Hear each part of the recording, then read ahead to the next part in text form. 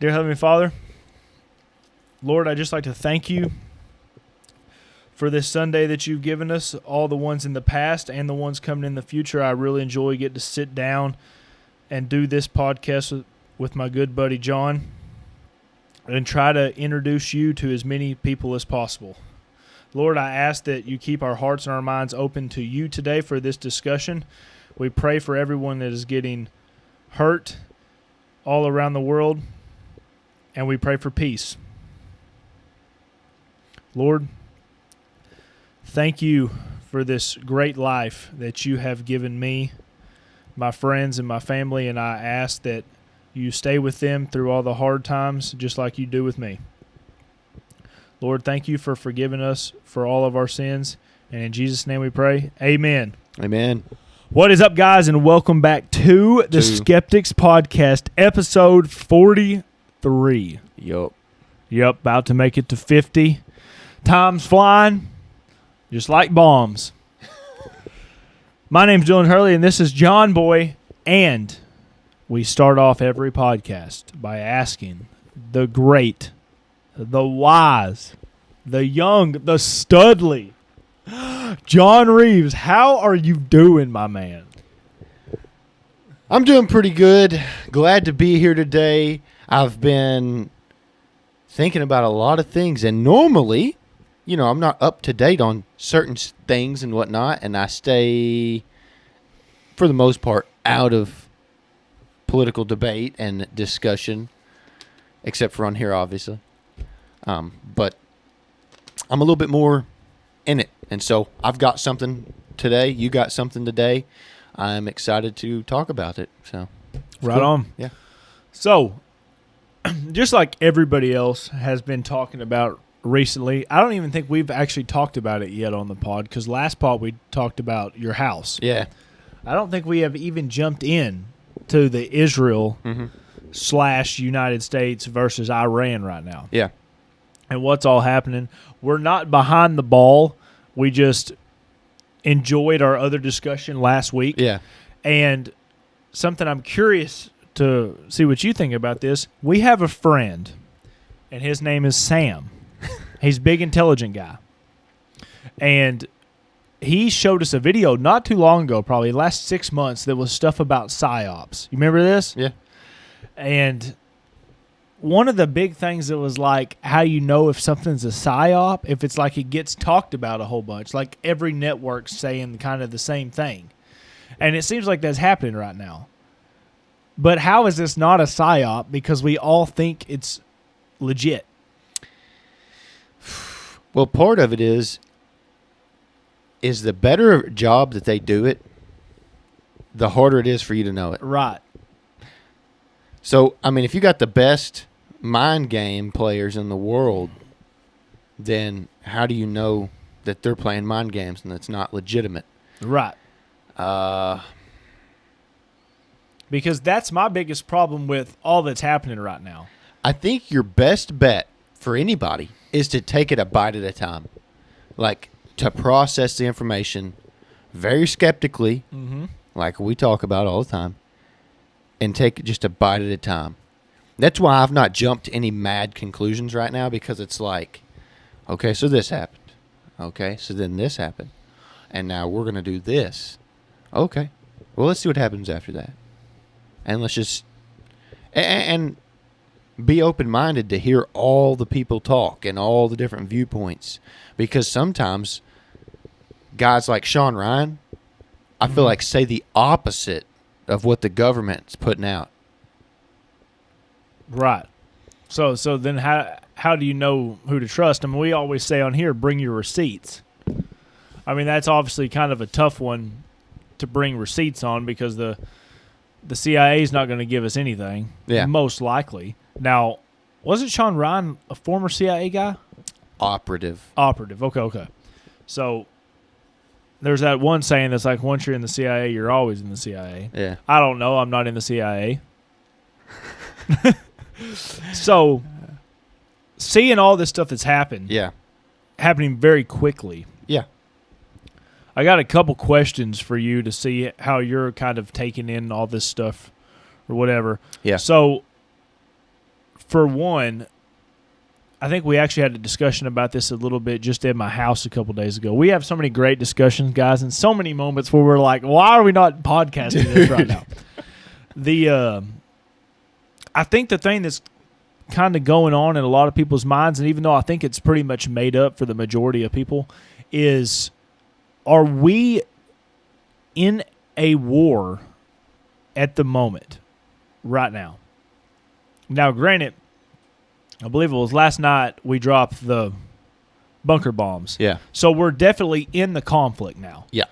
Whether anybody likes it or not, with Israel. Yeah.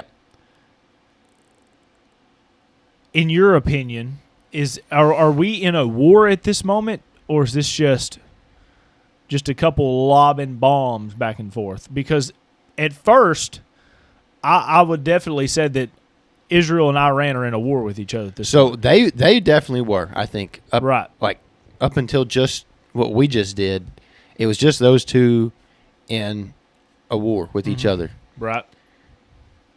After the bunker busters, it remains to be seen. Something that I find really interesting, I was listening on my way over here, did a little bit of research. Cool. Unlike past experience, but or on here, For some reason, I thought you were going to say Nancy Pelosi. I don't know why you're going to say that. But, normally I just come in here and I give you whatever I know already based off of Right. whatever. But I actually seen something on my way over here, so I was going to listen to it. And so Pete Hegseth said something I thought was really interesting about this whole ordeal. He claimed that Trump has said for like 20 years ago and up to current days that Iran does not need nuclear weapons. Yes. I would like to see that 20 years ago, him saying it.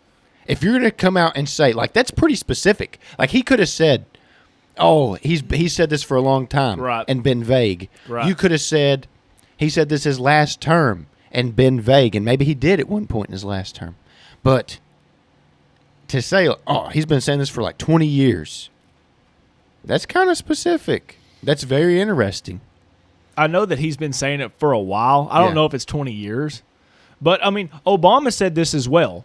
Well, that's my point. Yeah. So what if he was saying it? What if he was advocating back in the day when somebody else was the president and they were saying we can't let this happen, and people were asking him, he's very popular. And so people were asking him, and he was saying, yeah, I agree. We don't need to let them have them. Is that true or is it not true? And I heard somebody else talking online, just a rando, you're just doom scrolling, and they were saying it's very interesting that with Trump especially, we have a digital track record of things he's talked about that he's posted. Yeah. And there's certain things that are happening in this current term he's in as president that is against some of the stuff that he said his first go around and in years prior. So it's very interesting that you can have that direct link that I don't think we've really had with other people in the past. Most of the time it's like you have to reference like a press conference they did 7 years ago here or there. Whereas with him, it's like people are going back to the Twitter feed and just pulling out the back and forth. The thing that I find so wild about Trump, and I'm trying to decide, is this a good thing or is this a bad thing? Yeah. He's so smart in his wordplay that he leaves the door open for him to do different things. Yeah. So if he has been saying for the last who knows how long, Iran cannot have a nuclear bomb or a nuclear missile or whatever, and the same time he's saying there will be no new wars under my administration. Yeah. Unless I mean, he will never link those two together because it closes some doors and it opens some other doors. True. So if he can say them on two different spots, he could be like, well, I said new wars, but I'm going to go ahead and I'm going to put this one under the radar. But do you think that is a good thing or a bad thing. That's what I'm trying to figure out, because on one point, I think it's kind of sneaky because I'm leaving doors open that I can go, and when the public might not be thinking that. And on the other hand, I'm like, as a negotiator, and he has a book called The Art of the Deal. Yeah. I mean, that's a pretty good tactic, right? Because you can, like I said, leaves your doors open. But do you think that the sneaky route is good because he's playing on the world scale?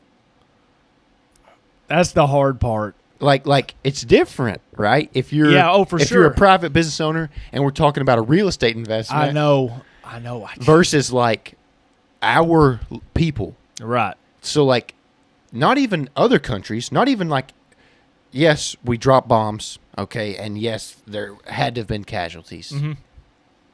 But now, what happens when you start playing with your own people's lives? Like our members, our service members who are in danger. Now, yes, they signed up, but you still want them to be safe. Right. If, to the extent that a service member can be. I mean, if you're over there in a war-torn country, there's only a certain level of safety you have, but there is still a level. Yeah. If it's 2%, we'd like it to stay at 2%, not 0. You get my point. Oh, for sure. It's not 100%. It's not like you're here. And I've been having a hard time, like, navigating my way through this. Yeah. Because as someone that voted for Trump, I don't want any new wars. Right. We've seen how a lot of them in the past have kind of just been, I don't really want to use the word bogus, and no disrespect to anybody that went, but we didn't achieve what we thought we were going to achieve. Whether that was with false information, a little bit of corruption in there, or it just wasn't what we thought it was going to be. Yeah. And it could be all three of those. So I have been able to navigate the opinion on this to the best of my ability. If all the information that we have got from us and Israel, if all of it's true, I don't know if it's true. But if it is all true, and people of this nature, meaning people that actually say death to America, are getting these capabilities for us, then all pride to the United States. I mean, we went over there and kicked butt. Because as of this, I don't think there was any innocent people killed. I haven't even heard who's been killed. I've just heard that the 3 places we took out, it worked. Yeah. If all that information that we've had is true, then I'm right on, dudes. Right. But if there's any information that's not true, that's the part that gets me. So, like the press conference that I had listened to on my way over here, which it was Pete Hegseth, and I apologize because I cannot think of. I know who you're talking about. I can't think of his name either. I can't think of his name. Either way,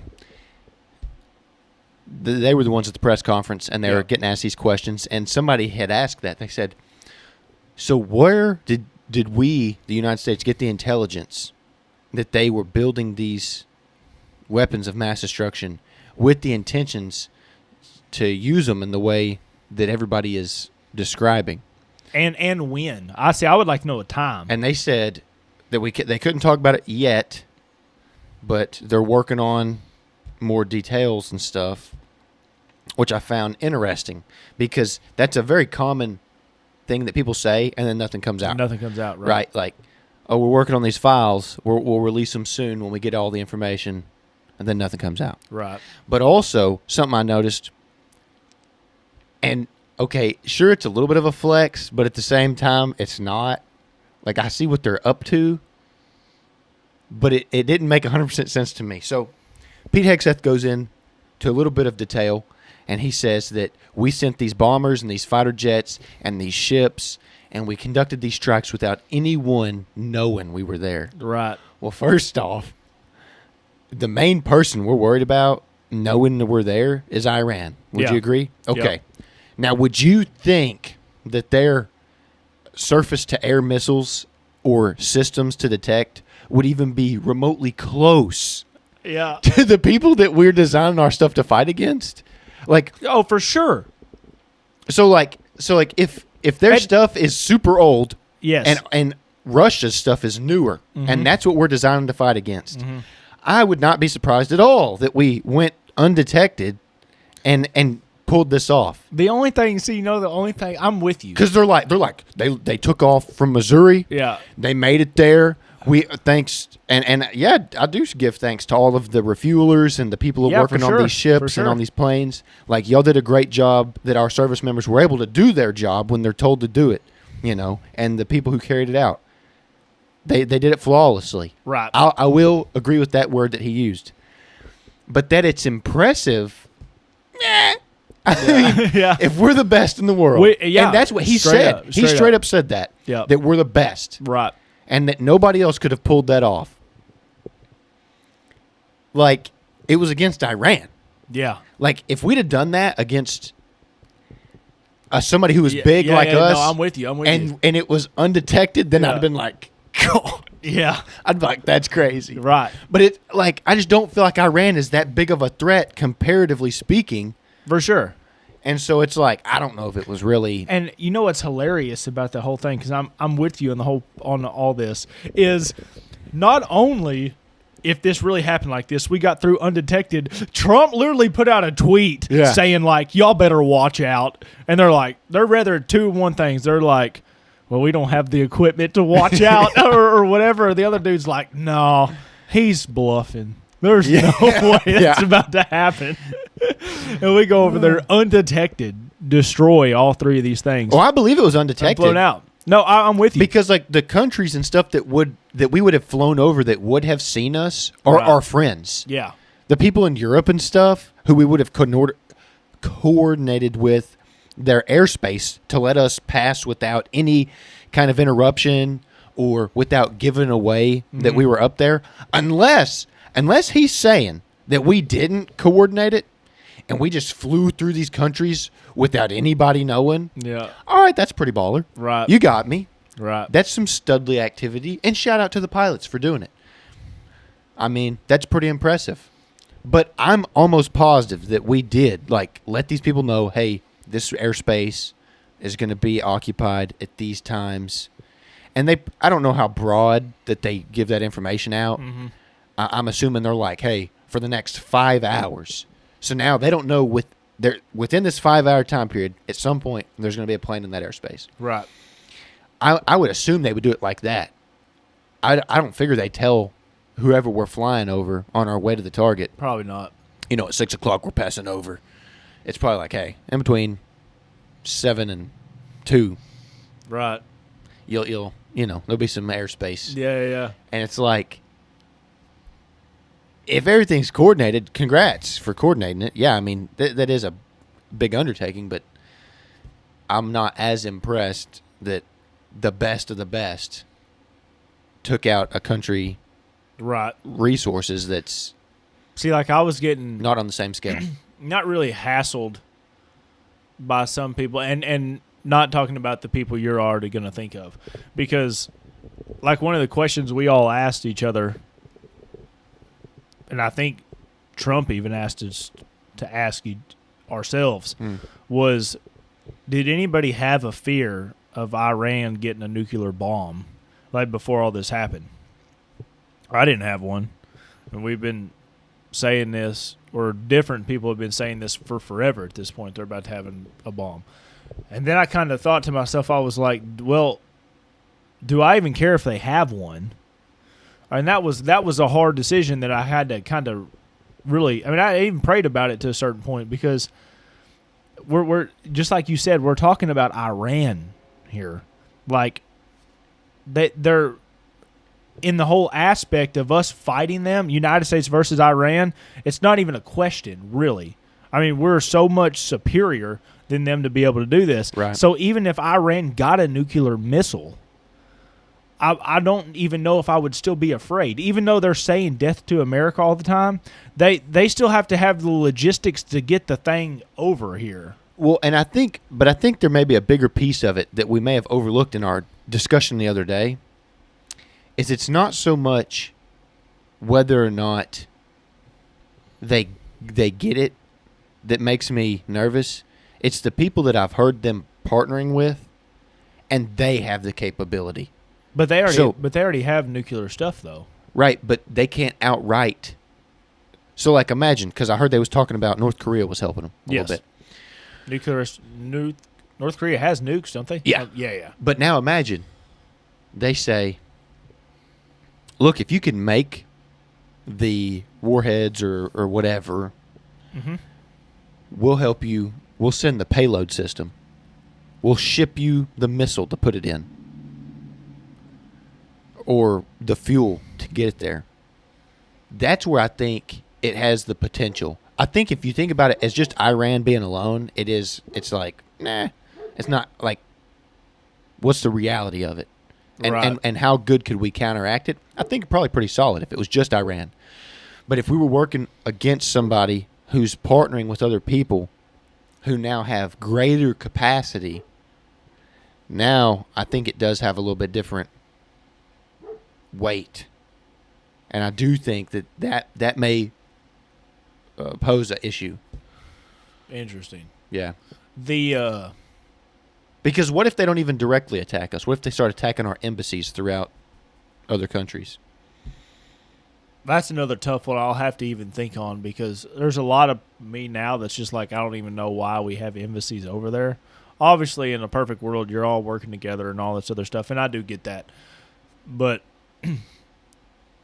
it's not even, to me, it's not even more or less the embassy thing. It's like, if you're a United States person and you're proud to be like a United States person, and you're not even in the embassy, and somebody caps you, and they're like claiming that we're against the United States now, it's about to be a tough time.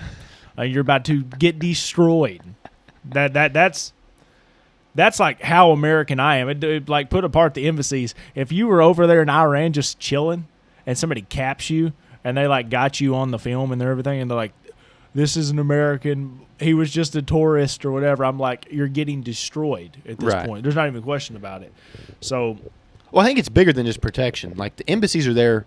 Oh, yeah, to try to keep peace between everybody. Well, not just that. It's also like we send our diplomats there, right, and they send their diplomats there, and it's like, because we're supposed to be like the reasonable one, right? They come meet us at our own home turf. That's like, they say that's U.S. soil in another country. Right. So then people are less likely to do anything drastic because they're meeting us where our people are.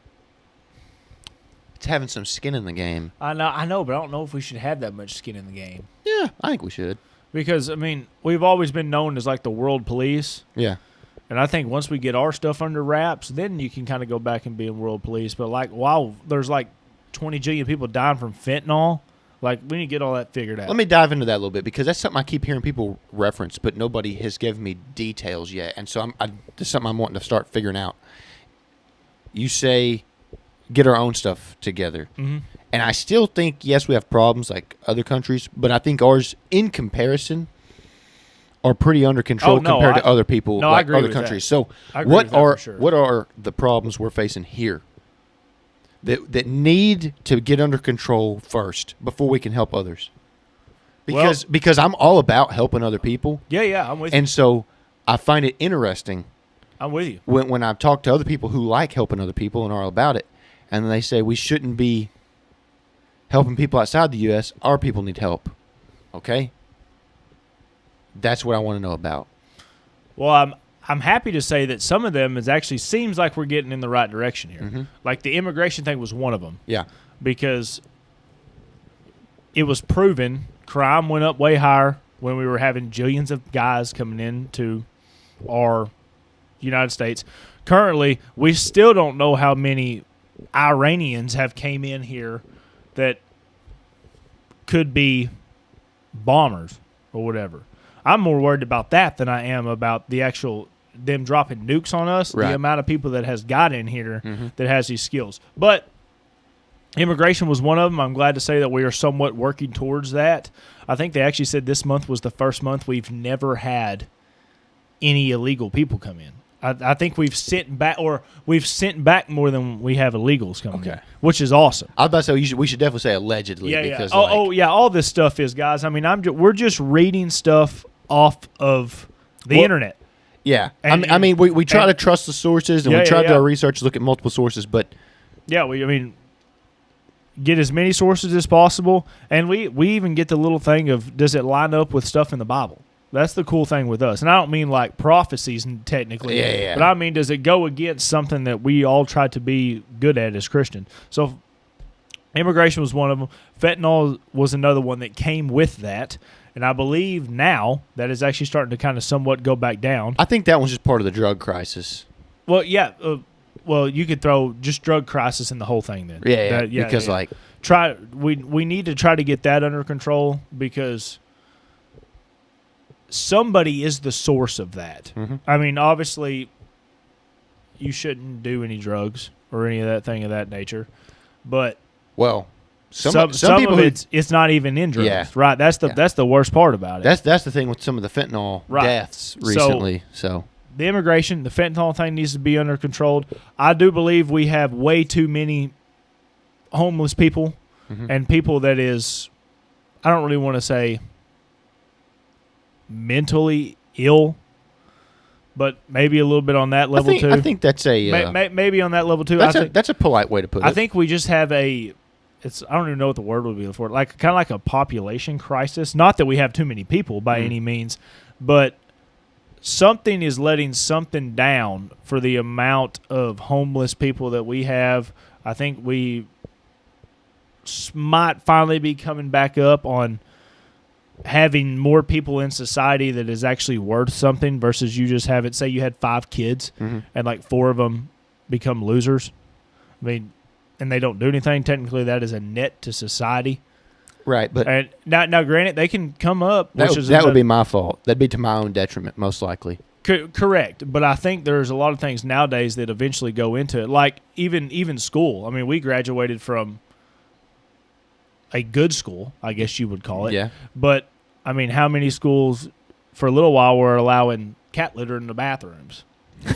And a perfect example, I was talking to an individual not too long ago, and they were talking about their kid going through life. It was a family of a family's kid going through life, and I got actual information on this because I got to see pictures and videos and everything. And it was just this girl that grew up in a little small town, kind of like we did, little farm girl and everything now. And now her big thing in the world is furries. And I asked this person, I was like, in your opinion, how do you think it got there? And she was like, colleges, for sure. Like, I think in these colleges, people now go not for education anymore. They go for experiences. And some of these experiences that is in these colleges is what's leading these people to these things. So something I find interesting on that, and I blame a huge amount on parents. Oh, no, I agree with that as well. Blame me in the comments if you want, but there is a huge, responsibility. For sure. As the individual who is in charge of another individual. Right. Legally in charge. Okay? Beyond whether or not it's born or given to you. Okay? Or you're granted access. Because not everybody's... For sure. There's different types of parents. And I was talking to a friend of ours here recently, and I feel like it hit him whenever we was talking about it. The realization that it is on the parents. And I was like, I think he was blown away. Like how much different his life potentially could be if people were maybe a little bit harder. Yeah. Or they tried steering more into the right direction. And so with all that, I remember going to college and I had an English teacher who had some ideas and ideologies that I didn't agree with. Not because they were necessarily bad. I didn't agree with them. But I think it's dangerous to put thoughts into people's minds if you're a person who has a place of authority. You know, people look up to this person. They've got a degree. They're a teacher at a college, and you're going to them to learn something. You're there for higher education, right?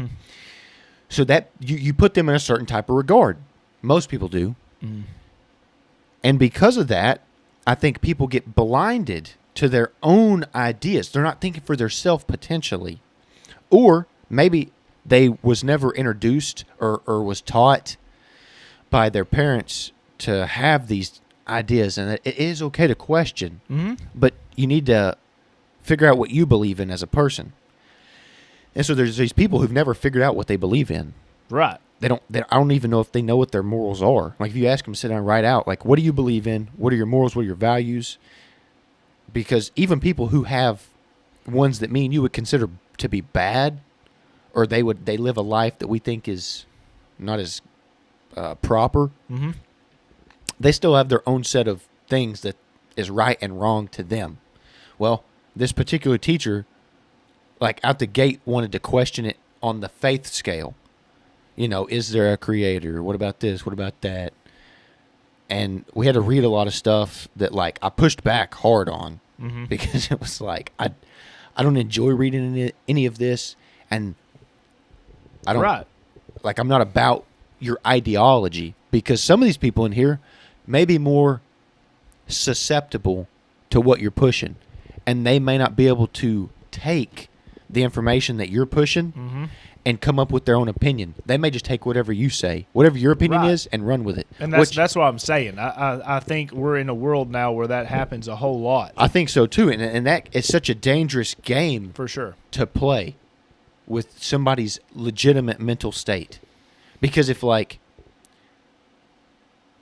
you don't know how you feel or think about a certain topic, and now somebody who you think is in a place of, I don't know, like there's a lot of words I could use, but a respectable person or a person who has influence, somebody that you could look up to or believe is trying to do right by you, is telling you and feeding you this information, that's what I think causes a sickness in your mind of, like, it's not who you really are, it's who somebody shaped you to be. Yeah, for sure. So, yeah, and I think that's one of the big things, and I'm pretty happy to say I think that's slowly getting fixed. Because I agree with you on the whole parent thing. This individual, it didn't happen to her till she was like 20. Right. Like she was a farm girl all the way up to going to college. Then right after that, it went. So, but here, okay. So let me. I want to push on that a little bit and ask some questions. All right, because we got to change your topic here in just a few minutes. Yeah. And I got one more thing I think I need to say about what I think the United States needs to work on. And we'll see. My topic may not need full time, but we'll dive in a little bit. So it's not till she was older, right? Yep. Well, that's interesting because I had bigger views than just the small town I grew up in, even though that's kind of who I am as a person, right? Yeah, yeah. I like things that are easy, country, like staying to myself kind of stuff. That's how you are. Yeah, that's how I am. Yeah, for sure. And I have figured that out over time, and I enjoy going to the big city, and I don't mind interacting with people who have a more out there view on life. Right. That's fun. I've met a lot of these people, and the only reason why I say the big city is because that's where I interact with them. For the most of the part, they're not at the local gas station where I'm getting gas. They're not at my work. They're not at the places I deal with whenever I need something. You know, these different places of business. But when I've gone to bigger places, Chicago, Los Angeles, etc., that's when I have more interactions with these types of individuals.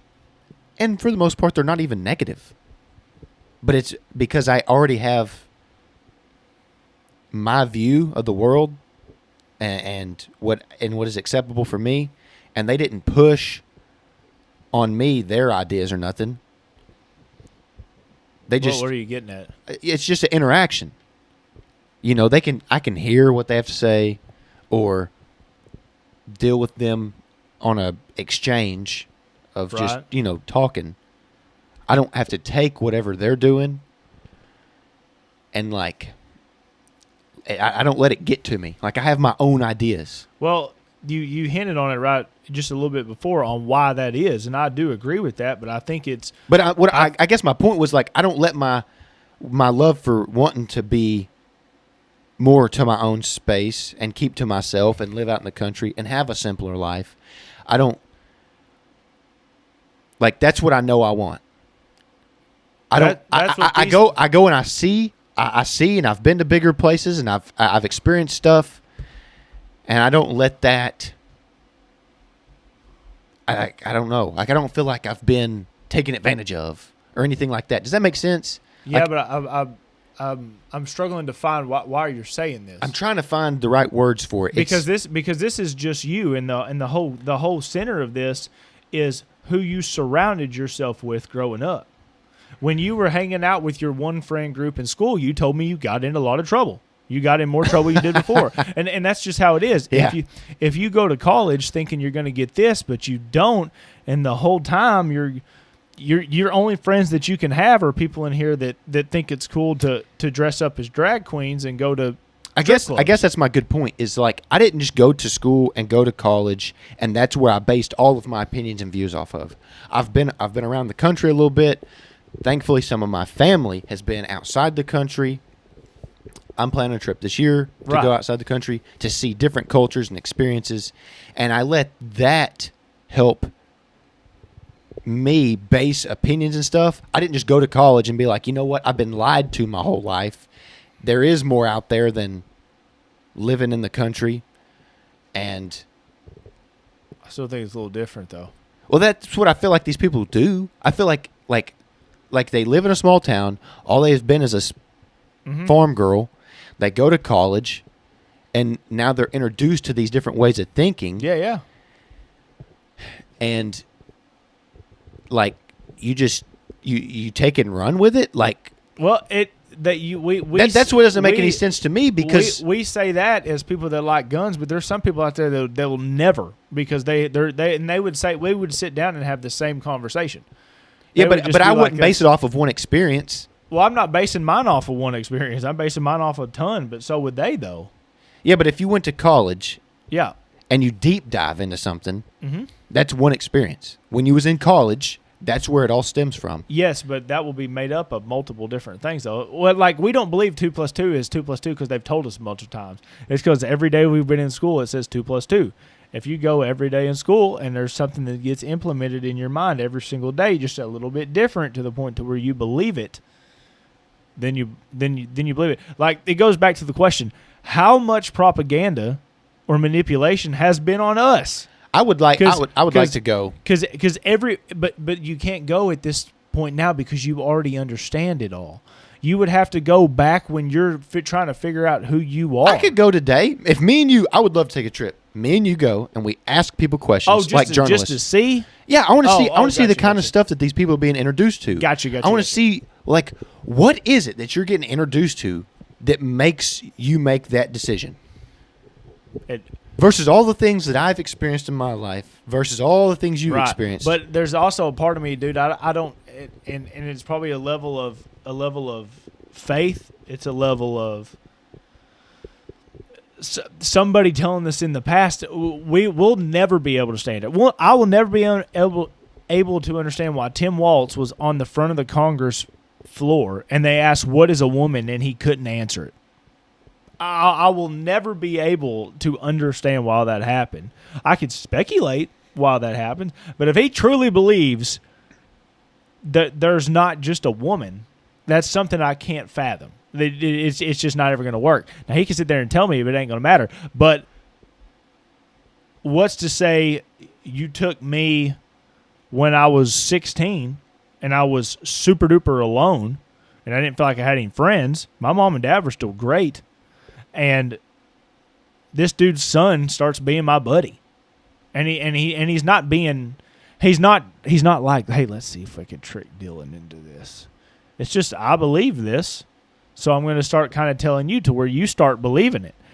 I mean, it happens with everything that we do. It happens why I'm questioning the Israel and the Iran thing so much, because who do I listen to? That's why I try to listen to both sides. But one side, there's like, I like this guy a little bit better, and he might be wrong. Yeah, but that's why you just that's why I believe you have a 1-up if you have faith in something bigger, because that's the thing that you can look back at and be like, hey, this is how I believe the Creator meant it to be, And there's a little bit of peace in that. When it says there's only a man and a woman in the Bible, you're like, I don't have to even argue about this to anybody because no matter what they do, they'll never change my mind.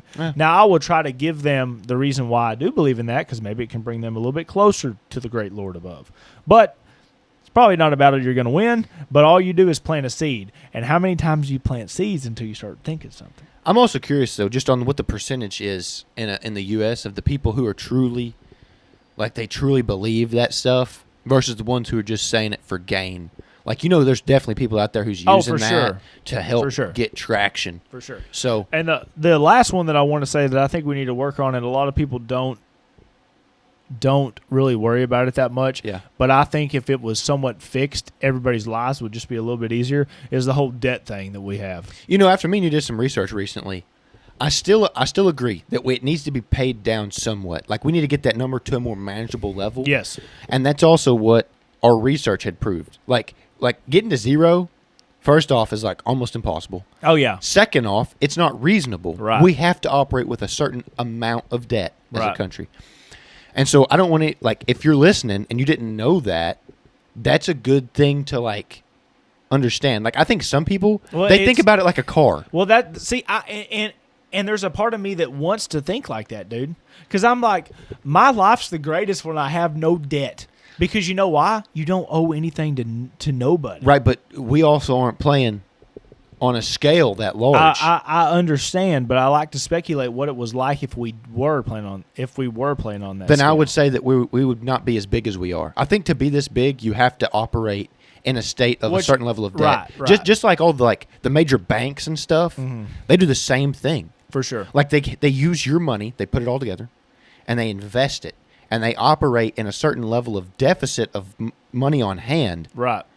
So, like, if you wanted to get out, 100 G's, and they're like, dude, all I can do is 50 today. Yeah, come back tomorrow and get you the other 50. That's right. I like to think of it kind of like that. Maybe. You're right. And if somebody out there knows more about this and I'm saying it wrong, hit me up. We'll get you on here because I'd love to talk to you about it and understand the deeper levels of the finance of all that. But those are the things I think we need to work on before we dip our toes in other major things.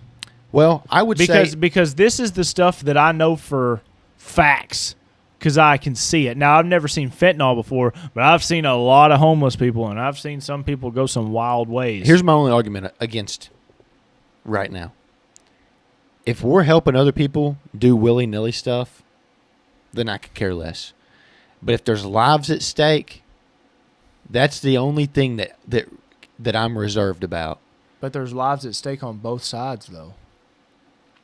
A lot of the people here, and you would say it yourself. That's what I find interesting. Some of these people do it to themselves. Some of these people don't actually have anything wrong with them.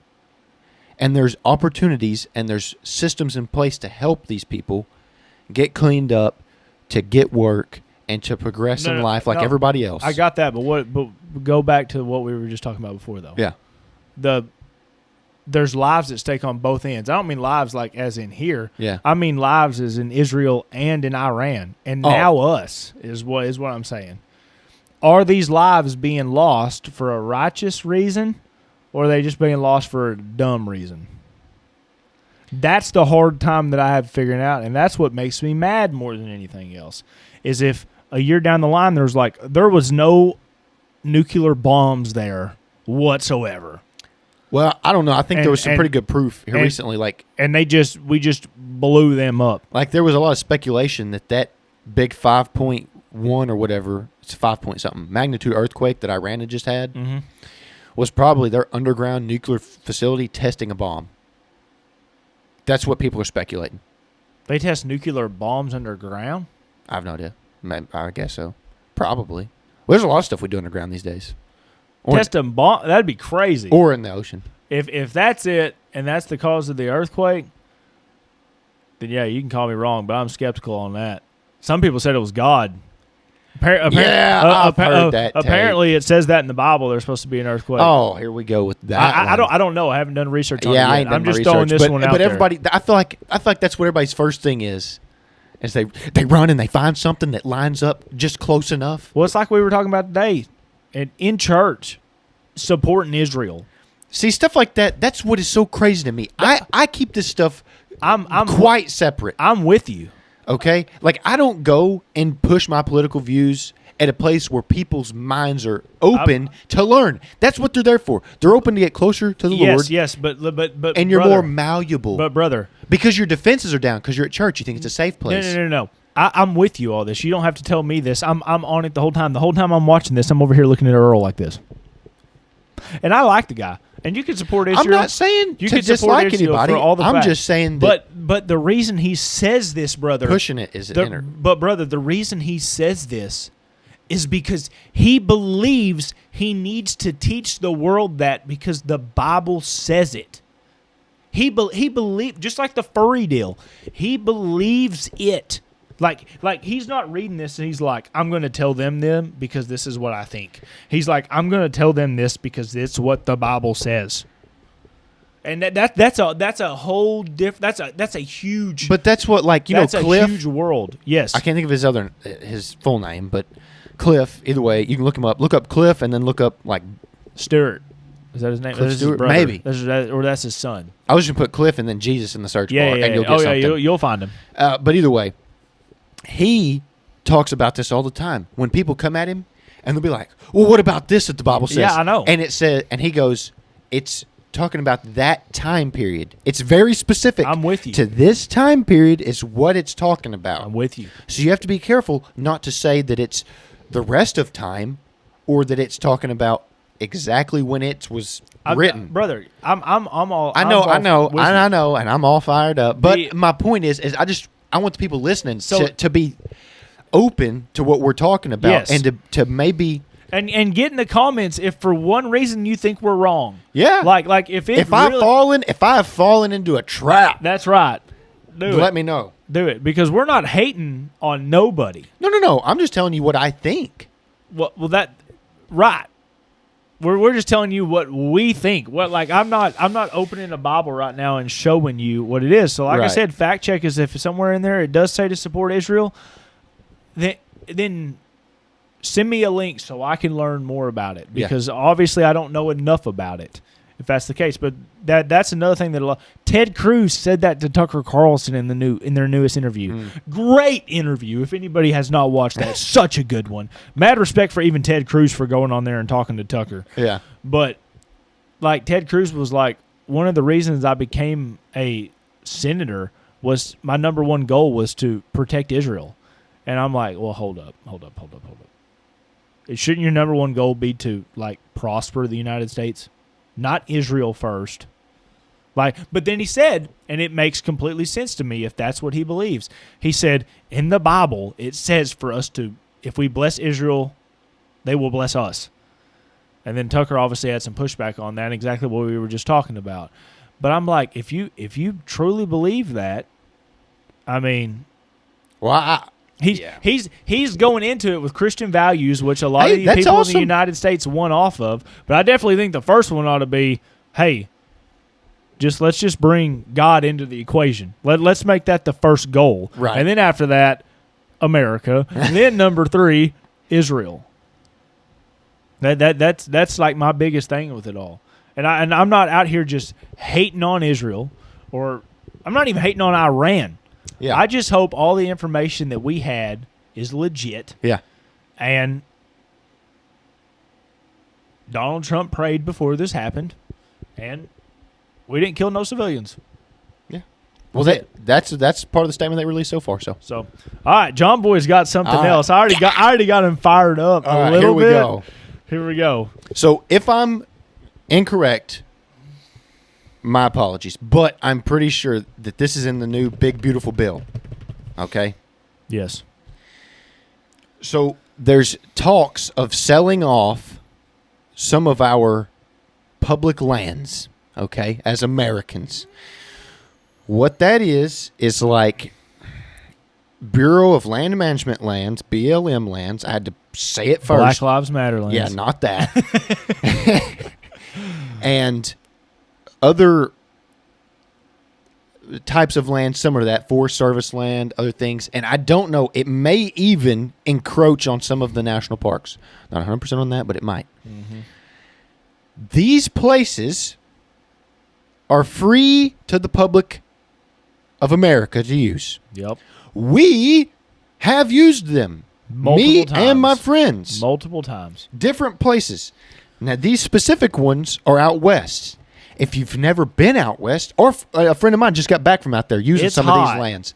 It is really hot right now. So stay hydrated if you're out there. But they're awesome. Free to use. Yep. That you can access. Yep. It's so cool. Like if you're at all into the outdoors, hiking, camping, fishing, hunting, any of these things, this is free access for you to go do that in your own country, okay? Where you're not restricted by, like... terrorist. Well, by anybody. Right. There's nobody's holding you back. They're not saying you can't have the opportunity to go hunt elk in America. You do have to have a tag, but... Well, yes. You do have to go through the proper licensing to hunt and fish. Yes. But at the same time, it's not like it's going to cost you $1,000 to pay Jim, who owns a ranch in Colorado. Right. Okay, so here we go. This isn't a land issue. This is a post by Vortex, and I think they said it really well, so that's why I'm sharing. This isn't a land issue. It's a legacy issue. If these lands are gone, so is the freedom, access, and opportunity that generations of hunters, anglers, and outdoorsmen have relied on. We're not sitting on this one. We're not sitting this one out, excuse me. And if you care about the future of public land, neither should you. So you shouldn't sit this out. You should get involved. Vortex stands with every hunter, angler, and outdoorsman who believes these lands should remain public and remain ours, the people. Take 60 seconds to contact your senator. Our future depends on it. Joe Hamilton, Vortex CEO. All right. This is up to 3 million acres of BLM and Forest Service land across 11 western states. At risk of being sold, the land transfer is framed as a solution for housing and development, but ultimately will result in permanent loss of access to the outdoors in these areas. So think about that. Land like me and you drove across for free, where we got to see all of these awesome animals, and I caught a fish. I'm big into fishing. It was super cool up in the mountains of Colorado and Utah, and we hiked up almost to the peak of that place without having to pay an entry fee, okay? Or like without not having the right to access our country's land, okay? Because it's open for us to use. Imagine it being sold off corporately, or to individuals who are just looking to develop it. And you lose not only the natural beauty of these places that I think is important, that I enjoy, and I don't know if millions is correct, but I'd say so. I'd probably say so. Yep. Millions of other people. Also, you lose some of your freedoms. Like, these are places that we go to. You just hit a big one right there. For free, that we have the right to use. Okay? I'm not in the business of giving up my freedoms. So let's ask this question. So because we're definitely on the emotional aspect, because me and you both enjoy this kind of stuff. Yeah. In what world would anybody making this bill believe that's right? Why are they doing this? It's a money. That's it. It's about money. They want to make money. Who do we think they is? I'm gonna tell you this right now. If your politicians, our politicians, are pushing this, they're part of it. They're making money off of this deal. Off of it. So those people, and then probably whoever they're working with, I would assume, now this is just speculation, but I would assume that they have already got people lined up. Oh, for sure. To buy this land and develop it. Yep. Guaranteed. And I wish they would, and maybe they stated it in the bill because I didn't read it in there. Who gets access to buy this? Well, I'm assuming that they're going to do the same thing they did a few years ago here in the state of Arkansas. So here in the state of Arkansas, this is just I'm trying to compare what I think is going on. They were going to open up a lottery system for people to become growers for marijuana. Okay, hear me out. Okay. It was going to be a lottery system where anybody could enter. And at first it was. And then later they said, well, actually, here's a list of rules and regulations that you already have to follow and fall under to be able to get your grower's license here in the state. And a lot of it was you already had to have everything built to even get your license. Right. So pretty much what they did is they ruled out anybody who's a regular person. If you wanted to try to if that's something that you're about and you believe in it, it's cool, whatever. And so if you wanted to try to do something with that, if that's a business model you have, you're ruled out because you had to have so many square footage of space already set up, ready to grow plants day one. Well, see, that's what I'm trying to figure out about this from a business perspective. So they cut out people who wasn't big-time investors. Like the people that I'm talking about who ended up getting these slots already had all the capital and the square footage and stuff. They already knew this stuff was coming, so they'd already built these buildings. Right. There was a lot that had came out about these people who already had their stuff ready. Mm-hmm. And it's how did they know? Well, see, that's so think of it, trying to think of it from a business aspect. You're obviously trying to make more money. Yeah. So the only reason they would be doing this, let's do a logical mindset, and then let's do a skeptical mindset. Mm-hmm. The only reason they would be willing to do this is they believe once this gets sold that it will have a return on its investment every year. Mm-hmm. So do we believe that would be the case? I don't know enough to know where I know that. Obviously we know how. Well, obviously it'd be a case. Yeah, it's a no-brainer. Yeah, because you're gonna. It's free as of now, so somebody's paying it. So the question that becomes this is, I just got done talking about our country being broke, essentially. Not broke's not really the right word, but we're in debt, and I think the debt should be made up. But I also believe that we're not the primary function of why the debt it is the way that it is. So whoever made the bill, don't be putting it on us. Because if this is a way that you think you can make the bill smaller, this is not something we're willing to sacrifice to make that bill there, because it didn't have anything to do with us. Yeah, I might have debt on my house, and that debt might go back to the national debt. But it don't. Even if it does, it's separate. Even if it does, that's one thing I've done. And you're not going to go ahead and take all the freedoms that we get, because then it goes back to that. We're consistently seeing our freedoms get taken away. And I just pulled up a map for anybody who's listening. Yep. And if you're watching, you can try and look one up yourself. But this is all of the land that's colored that's going to be, that's free for us to use, that's going to be taken away. Right. Look at how much that is. Right. It's an insane amount, guys. If the numbers I told you wasn't enough, it's a crazy amount. It's crazy. You imagine being the big F to the system is some billionaire buys all this, and he's like, I'm just still going to leave it for free. He's like, everybody can just get on it. I don't care. Here's the really popular obviously map I've been seeing. I don't think that will happen, but look how much of the western part of America it is. Oh, it's a lot of stuff, dude. 3.3 million acres. Yeah. And so this is one of those points to where they need to take a step back, because they're doing this for money, and it's bigger than that. I agree. Oh. So since I'm shouting it out, let's go over here. And if this does happen, I do want to make it clear. Everybody here needs to understand that you are losing a piece of freedom. Yeah, so let me I just Like this is something that people like have revolutionary wars over. Yeah, and some of our past presidents have said is one of the best commodities we have as Americans. You think it's actually kind of funny. Like everybody's throwing a fit because they think Russia is about to take over Ukraine. Mm-hmm. Well, we're about to have the U.S. government take away from the people. Yeah. Yeah. So but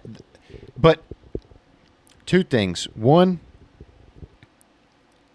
they said, your voice matters, and we're asking that you join us in the opposition of the land transfer. Our friends over, and then it's at, because I'm on IG, the TRCP at symbol, THETRCP.